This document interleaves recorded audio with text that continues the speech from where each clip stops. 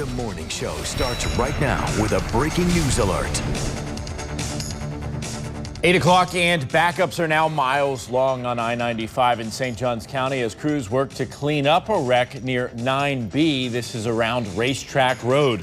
You're looking live from our DOT camera. All southbound lanes are blocked, and you can see the other direction just crawling at a snail's pace as well. Yeah, rubberneckers slowing down to look to see what's going on, so it's causing delays in both directions. Now, Sky 4 is also at the scene flying overhead, getting a much better perspective of the delays. If you look at that traffic on the left and on the right, it is just slow and go wherever you look along 95 in that part of St. Johns County. FHP says that several cars were involved in this crash. In fact, we counted 4 mangled right there on the roadway.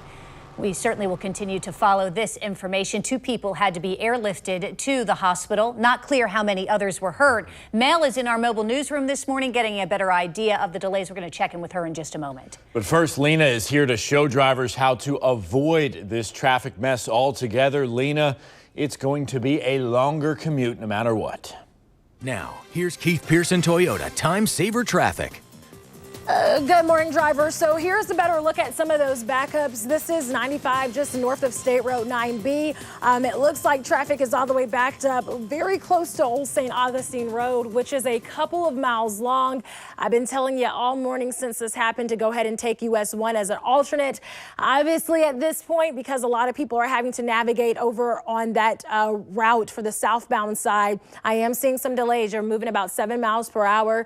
However, if you do stay on 95, the issue right now with all the delays is the only way that they are diverting traffic is to go through the rest stop area. And so obviously that's taking a very long time to do. So even coupled with your stop and go traffic out there on US 1, it still remains the better route for you because all the southbound lanes are open and you don't have to divert over into a tiny resting stop parking lot. So, pick your poison today. I've already told you what you can do. If you get stuck on 95, we've been following this for a while. So the biggest thing I've been trying to tell people is to avoid this area altogether. There's no timetable on when these lanes will reopen. Granted, it does look a lot better now that those emergency vehicles have cleared and it looks like they are in that cleaning process. So hopefully sooner than later, but there's just no telling. So if you're traveling out towards St. Johns County, hop onto US 1, find a different alternate route. Just stay away from 95, both north and southbound near County Road 210. Outside of this major crash, only tracking the typical morning rush delays out there on 95 northbound if you're traveling towards downtown Jackson, out there on I-10 eastbound towards the Fuller Warren. But outside of this major accident, the rest of your commute looks pretty good if you're driving anywhere else. That's your Keith Pearson Toyota Time Saver Traffic. Thank you, Lena. Mel's joining us now from our mobile newsroom. Mel, you're on 95 South where it turns off at 9B, and you've barely moved, right, since we last spoke? No, not at all, Jen, honestly. Probably about the last 20 minutes you checked in, and we may have even gone half a mile, if even that. Let me give you some perspective here as we go under the underpass here. Traffic is just, really slow. It is moving just a little bit, but really slow. If I can show you this kind of overhead. We just are passing by all these trucks. But the other perspective that I wanted to try to show you is that there is the option to get off on 9B, and then you can take 9B and then head towards 210. And it's interesting because a lot of people actually are not taking that option. They're choosing to stay here on 95 South to move past this accident. As Lena just expressed, you have to then go through the rest stop to get around the accident. So if you are headed in this direction, 9B is really going to be your best option, and then you can take it on to 210 and then hop back on 95 that way and avoid some of that traffic. But right now it is stop and go. It's good to hear that some of those emergency vehicles have been cleared. Maybe it'll open up shortly, but we're going to navigate through this, and we'll keep the producer and you guys updated when things do start to break up a little bit. Back to you. All right, Mel, thank you. Be safe out there. So we're going to keep you updated as soon as we learn more about that crash and the subsequent backups. Now we want to get into your forecast because there is a lot going on in the tropics. What's left of Tropical Storm Fred is now moving through Georgia this hour, but bands from that storm could lead to localized flooding today, Richard, and there's other storms you're keeping your eye on. Absolutely, yeah. We've got the potential for what could be some deep downpours. I mean, 1 to 2 more inches out of one thunderstorm isn't that big of a deal normally, but with everything being saturated, that could create more puddles as Fred is a depression and will continue to unwind here through the rest of the day. And then we have Henri. This looks like it'll be a wave maker for us as it moves away from Bermuda and then slowly starts to take that turn. We'll continue to monitor this, and the fact that it's going to see wind upwards of 65 miles an hour, a couple models still try to get a little stronger than that. That does look like it could be a provider for waves for days, and that doesn't sound too bad. Moving away from hard-hit Hispaniola and now over top of Jamaica. Next in line is Mexico, and it could be a three-peat here. So we're talking about Playa del Carmen, then back to the mainland part of the Yucatan, just south of Cancun, and then into areas around Tampico. And look at the wind here. So we're talking 70 and again 70 mile an hour. And the 2 o'clock model run actually had it there as a tropical storm. So with all the fresh updates coming in at 8 o'clock, things are still on track and no surprises as we continue to monitor the active areas of the Atlantic and what will be the Gulf of Mexico. Still tracking out near 27. This is just to the west of I-75. Nothing came up, so we'll zip in a little bit tighter here. So you got Watson. This is Southwest State Road 47. Getting into some of those rural pockets. We'll continue to keep a monitor on that as it will cross over I-75. And not everybody will see these. We split the border between Columbia rather, and Baker County. Sergeant Eddy and Taylor could see a few more of these showers as they'll then move, and you see where everything is vacant here across the swamp once again. But that's the same view that basically that Vic was showing you there as the tropical downpours will continue for today. We'll come back to that low, and I'll walk you through the forecast as we will see these tropical bands that still have to come through I-75, I-10, all the way to I-95. And in some cases, it's going to be when the kids are hopping off the bus and you're putting the key in the ignition trying to get back home. At 80 degrees already, south winds continue at 10 miles an hour. We started off with some 80s at St. Simon's that we're already feeling like 90s, and the temperatures continue to build. A few of our leftover upper 70s. These won't take long to continue that climb to the 80s. This morning, as temperatures are almost near stagnant, they're still in the upper 70s, and there's the 80s. So it was St. Simon's at 80 degrees, felt like 90. Now at 82. Could be as much as 92 degrees. A warm walk for that bus stop here this morning, and it could just be damp because you're dodging the puddles. Later today, it could get downright soggy as some of those tropical bands come through. At departure point there, grab the wet weather gear on the way out as showers and storms will continue throughout the afternoon. And as we zip across the bridges here under what will become our cloudy skies once again, temperatures will make it to the 90s, and it's a 60% chance that you too will be opening an umbrella. Thank you, Rich. It is the second day of school for students in St. Johns County, but dozens of students and staff won't be in class today. That's because they either tested positive for COVID-19 or they have to quarantine because of exposure to it.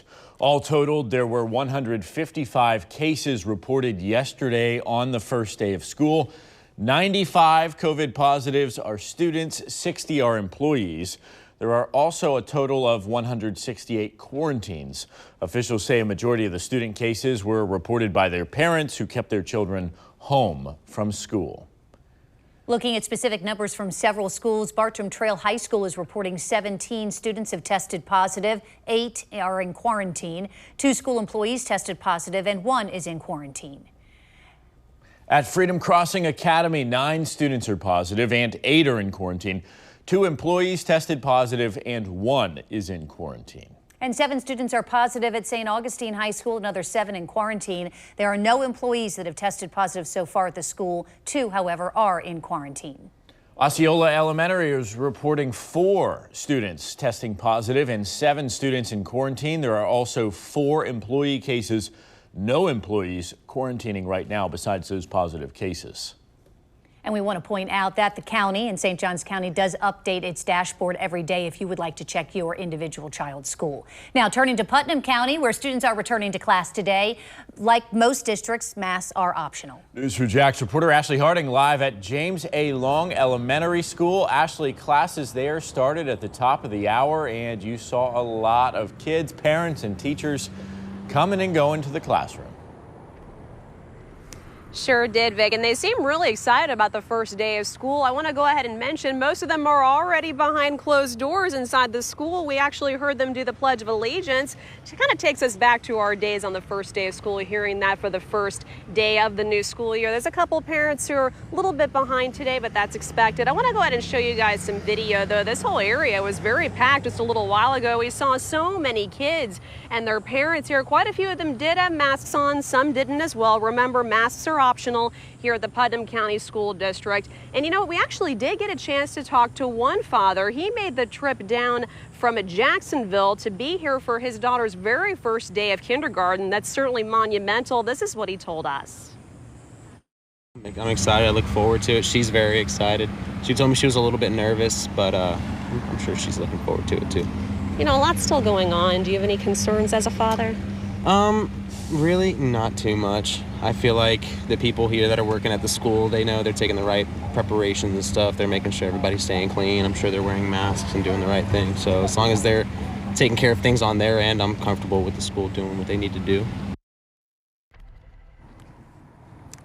And he's not the only parent who told us that. We talked to others as well who felt that they really thought that the school district is handling this well and they're putting their trust and their faith in them. But you know, the superintendent actually told us a couple of weeks ago that other protocols are in place. And you know, that includes enhanced cleaning measures as well as each school having a COVID-19 triage room with the appropriate staff. So that, of course, includes James A. Long Elementary School. But yes, it was great hearing from these students and their parents. They are excited for the first day, and we were happy to capture that. And obviously, the hope is to have a smooth and safe school year. Live in Putnam County, Ashley Harding, Channel 4, the local station.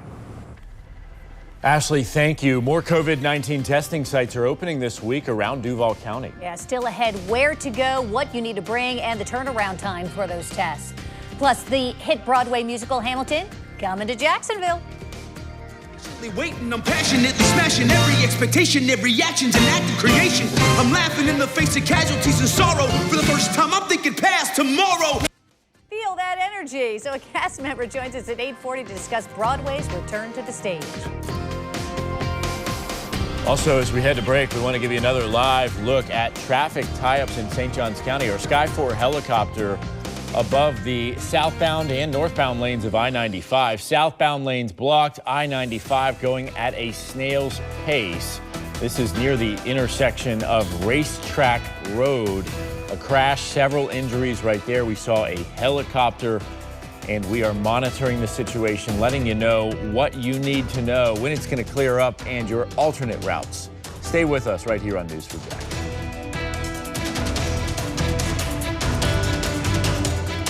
24 minutes after 8 o'clock this morning. Tomorrow, another free COVID-19 testing site will open here in Duval County. 2 others opened yesterday, the one at the Clansville T. Brown Community Center in the Moncrief neighborhood, and the other at the former Kmart building in Neptune Beach. Mia Jones, CEO of Agape Community Health Center, joins us via Zoom, running some of these testing locations. Good morning. Thanks for being with us.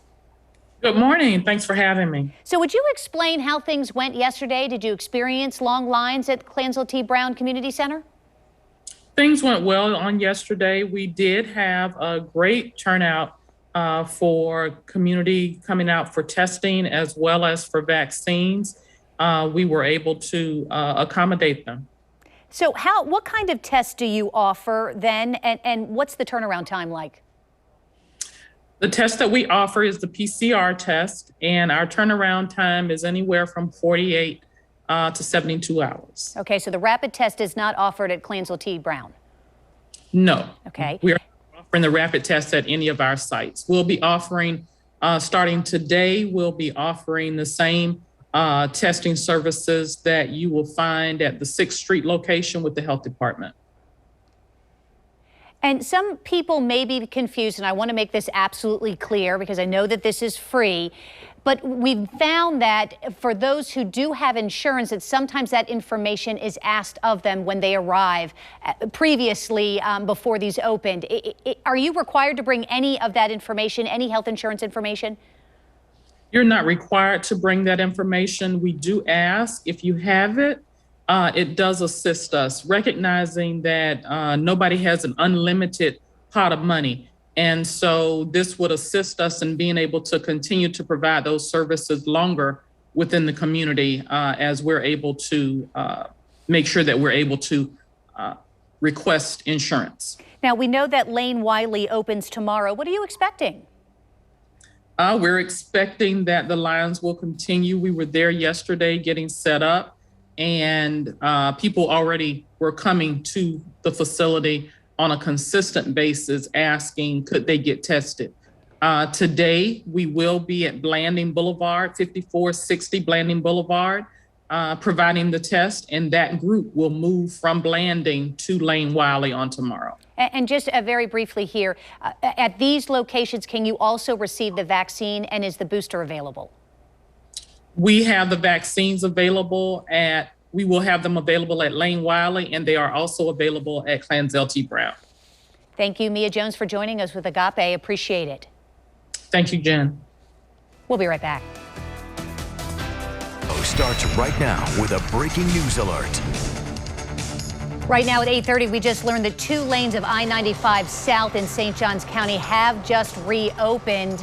Remember, they were closed for a number of hours since about 6 o'clock this morning after a bad wreck happened in St. Johns County on 95 South, shutting down all lanes right there near Racetrack Road, near State Road 9B. There are reports of injuries. We did see a medical helicopter landing right there on the interstate. You're looking live from our Sky 4 helicopter, showing the big delays in both directions. Also, we want to show you our mobile newsroom. Our team there also on the ground, crawling through that traffic. Melanie says she really has not moved at all in the past several minutes. So certainly a slow situation in both directions. If you're in that area, give yourself some extra time. If you have not left yet, you want to avoid it. That's why we want to check in with Lena and your Time Saver Traffic. Now, here's Keith Pearson Toyota Time Saver Traffic. Good morning, drivers. So, yeah, this is great news that these 2 southbound lanes have just reopened. However, traffic across this entire area is completely backed up from 95 southbound to US 1. If you're traveling out there on Bartram, State Road 9B, honestly, however you cut this slice of cake, it's not pretty this morning. So if you are traveling out there, you know, it will take traffic a little while to recover. At least we are finally moving. This is positive. Like I said, you're still going to have to tack on some extra time for traffic to recover in the area. US 1 is backed up now as well. Melanie did mention taking State Road 9B to reconnect to County Road 210. So maybe if there aren't a lot of people taking that route, you can do that as well. But the hope is that we now are at least moving. Things should get better sooner than later, but it's still going to have to be packing that patience and navigating as safely as possible. And as you're traveling out here, you can see there's still a lot of activity on the scene. So please slow down as you're traveling through. You really don't have a choice since there's only cones out there, but just be careful as you're navigating. A lot of people are going to be in a rush to get to where they are, and already having these traffic delays isn't a pretty sight. So please just remember to take it slow and pay attention as you hit the roads this morning. The fortunate thing is, outside of this, we're only dealing with the typical morning rush delays. That'll do it for your Keith Pearson Toyota Time Saver Traffic. Now I'll toss it over to Richard Nunn for a look at your forecast. Good morning. Good morning. At least they don't have the rain that they're dealing with on top of all that snarled traffic and trying to get things cleaned up. Where we have been watching it, those closer to I-75, Ebenezer, Mason, you got Brownsville, Mikesville also in there, and Blandon. I went into this one because the yellow and the red was just a moment ago a bit more vibrant. It's okay that they continue to weaken. That just makes it. I'm going to need some help over here. Hey, we're back. So anyway, and it works. So we got 10 miles viz, 7 to 5 here to the south with a little bit of light fog and haze. We're going to come back. I want to show you some of the products that we have, basically putting ExactTrack 4D in the future. And what we see is that same outer band from Fred as it will continue to come through. So while things look kind of hot and humid already at 80 degrees, we have showers and storms that will come through. These are still tropically loaded. So what we could see 1-2 inches of rainfall as they continue to pass by.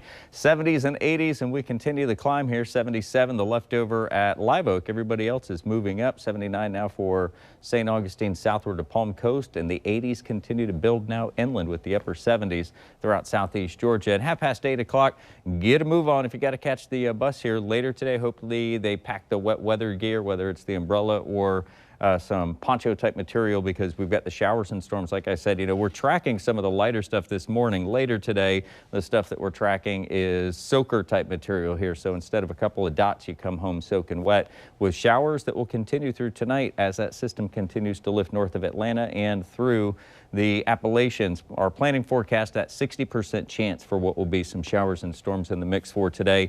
For today, showers and storms still tied into Fred, and we're also watching Henri as well as Grace. Wednesday, it's going to be hot. I mean, it's hot and humid today, but we're going to amplify that between Wednesday and Thursday. And the wording is showing up between the 2 days that we could get fairly close to what would be heat advisory criteria, which takes us up to the feels like index at about 108 degrees. We're breaking it down day by day, and we're taking a trip to the tropics when we see you back here at 8:45. All right, Rich, thank you. This morning, we expect federal health officials to recommend a third COVID-19 shot for all Americans, regardless of their age. Now, those booster shots would be given 8 months after people receive their second shot. News4JAX reporter Brianna Andrews is joining us live. Brianna, officials say that the third shot would ensure lasting protection against this virus. Booster shots could be available as soon as the FDA approves it. But in the meantime, you definitely want to keep this handy, your vaccine card. Federal health officials debate whether extra shots for the vaccinated would be needed as early as this fall. Now, among the first to receive them could be healthcare workers, nursing home residents, and other older Americans. The United States has already authorized third doses only for some people with weakened immune systems. There's still nothing set in stone just yet. The U.S. is reviewing case counts as well as infection rates in other countries like Israel, where research suggests the vaccine's protection against serious illness dropped among those vaccinated in January. Dr. Anthony Fauci shares his thoughts on the boosters. Would not want to say, okay, now everybody's going to go getting a third boost. It'll be an orderly fashion in a timely way. More than 168.7 million people are fully vaccinated in the United States. Now, that's nearly 51% of the population. Still, though, the nation is experiencing a fourth surge of cases because of the Delta variant. Right now, though, Pfizer has asked for the green light for booster shots. We're expecting to hear something as soon as in a few weeks. Reporting live from downtown, Brianna Andrews, Channel 4, the local station. Pancreatic cancer is one of the most deadly types of cancer. It often does not cause symptoms, and it isn't usually found until the cancer has spread. It's seriously affected so many families, so many loved ones. So joining us this morning to talk about this, Dr. Scott Ackerman with the Ackerman Cancer Center. Good morning to you, sir. Thank you for coming on as always. Pancreatic cancer is not a good phrase to hear when someone says that they're diagnosed with cancer. You're right. Pancreatic cancer is very deadly. About 60,000 Americans are diagnosed every year with pancreatic cancer, and about 48,000 die every year. We know Bobby Bowden was just diagnosed in July. It was announced that he was diagnosed with pancreatic cancer, and he just passed last week. So it's a very, very sad diagnosis, a diagnosis of pancreatic cancer. So the statistics are scary to look at. I mean, it really is bad. What is the highest age group for risk? I mean, what makes you most at risk here? So there's a few things we look at with risk factors, and I'm glad you asked about age group, because usually pancreatic cancer is diagnosed in the elderly. The average age of someone diagnosed with pancreatic cancer is 70. And so that's, it happens later in life. Men are more often diagnosed than women, so men have more of a propensity of developing pancreatic cancer. And there's some risk factors. These aren't really strong risk factors, but there are some risk factors. Tobacco use.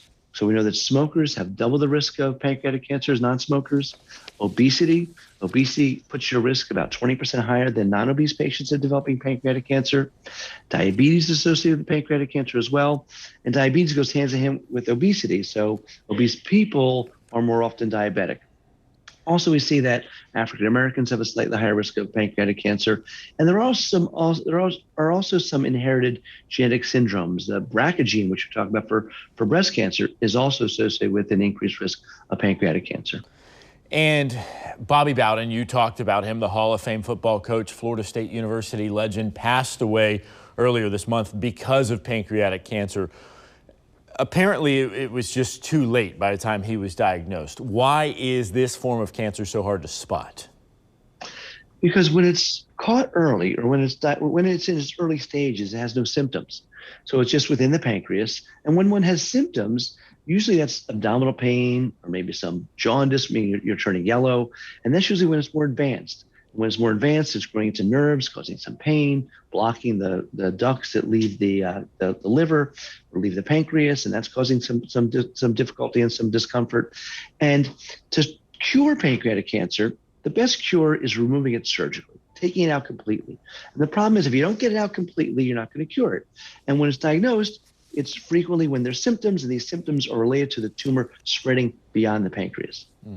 So certainly those are just some of the treatment options there. It's always best to discuss it with your doctors because no two cases are the same. Dr. Scott Ackerman, thank you so much for your time this morning. Thank you to the rest of your team at the Ackerman Cancer Center. Thank you, Vic. All right. Jen? The Broadway show Hamilton is coming to Jacksonville, and we are not throwing away our opportunity to give you a behind-the-scenes look.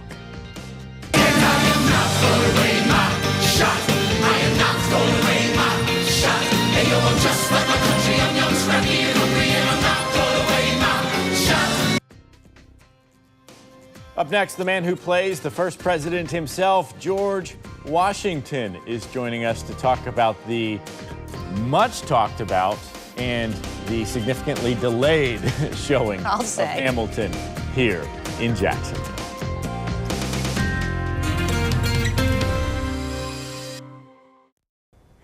We want to keep you posted on the breaking traffic alert we've been following all morning. Melanie is joining us now live from our mobile newsroom. And Mel, you're at the rest stop right off of I-95 South in St. Johns County, where lanes are still closed. Exactly. But things are certainly starting to open up. As you all have seen throughout the morning, Sky 4 overhead, we're now on the ground right in front of where this accident happened. I was communicating with Lena, and it does look like that they have not been able to tow any of the vehicles, but one is close to getting out of the road. That thing is mangled, though, if you can get a good look at it from the front and the back. It has major damage on that vehicle. That's just one of several that's been involved in this accident. If you look a little further south, you'll see right in front of that tow truck, there are two other trucks that have damage to the back and the front of their vehicle. And then if you look down, you will begin to start to see some of that traffic build up. Now, those are the folks who are going north. So as you see, this has certainly delayed lanes in both directions. As now we pan to the folks that are trying to get south, things are starting to pick up. We're at that rest area where not that long ago they were rerouting people. They have stopped doing that. So this area is all clear, and the road hopefully will start to open back up soon and cars will start flowing. It sounds like you're looking at your Sky 4 at this point, so you're able to get that good perspective on the backups. Folks headed north, they're going to be in some traffic for a while. That's just rubberneckers, people who are looking at what is happening going south. There's really no delays in that lane. All of the delays are for the folks that are going southbound. But the good news is, as you look live back here on the ground, you'll see that they are towing away that black truck. So that should be out of here very shortly. There are two other vehicles that are a little bit off of the main lanes that should be out of here next. But once they get that truck out of here, they might even be able to open up another lane. So we'll monitor this traffic alert that's been tying things up since 6 o'clock this morning here at the rest stop. Hopefully movement is in sight for these drivers. And as you see, these are the folks that just got past it, and they are like, finally. It was a parking lot here on the highway as we tried to make our way through. We saw people hopping out of their vehicles, getting drinks out the back of their truck. People looked like they were falling asleep because they just were not moving. We're live here at 95 South at the rest area in St. Johns County. We'll be right back after the break. He was a founding father, Alexander Hamilton, and he became the unlikely star of a hip-hop Broadway musical. And after a long delay because of COVID, Hamilton's finally coming to the FSCJ Artist Series stage here in Jacksonville in September. It's a story about immigrant inclusiveness, the musical about a man who exhorted his country first to revolution and then into a federal union. It's a transformative theatrical experience that only happens a few times in theater history, and we're finally going to get to enjoy this complex historical concert. Joining me on the morning show, Marcus Choi, who plays George Washington. Hey, good morning. Good morning, Bruce. How are you? Great. You have got to be ecstatic that Broadway is coming back after this long COVID layoff. Yeah, it's pretty incredible. It still feels like at any moment it could just kind of all fall apart again. But, we're trying to stay positive and keep our fingers crossed. Hey, touch George Washington's wooden teeth. That doesn't happen. Miranda creates a myth for Hamilton by celebrating him as a symbol of immigrant inclusiveness, egalitarianism, and meritocracy. Historically, it's a stretch, but theatrically, it's genius. And that said, the portrayal of immigrant inclusiveness is pretty timely today. Mm-hmm. Yeah, I agree. You know, a couple of things. I think the thing with Hamilton the musical, I think what's forgotten a lot is the fact that it's not necessarily like a biopic musical, right? There is definitely a suspension of belief that's happening. And so I think that, you know, just like you said, even though it's not necessarily like historically perfect, you know, it's loosely based on his life. And I think that really created an incredible opportunity to have this, you know, narrative being told in the way that it's being told. And they did a really great job of creating a genius piece of theater, I think. But also with the aspect of immigrant inclusiveness, I think that's, you hit it right on the head. You know, I think at one point in our country's history, we were all immigrants, you know, and dealing with all of the racial and you know, political trauma of the last 18 months, whether you were an immigrant that came within that time or, you know, 200 years ago, I think we all need to remember that at one point we were all visitors on this land. And you play George Washington. He's not exactly historically true in the play either. When you researched him, what did you do to try and understand that flawed man? That's a great question. So Washington is known to be this respected, stoic character in, you know, American history. And one thing that I really tried to do was connect with him on just a human level, right? And what I ended up finding was a lot of times he's recognized for his work as the president and the Revolutionary War, but what people forget is that he came up in the military during the French and Indian War.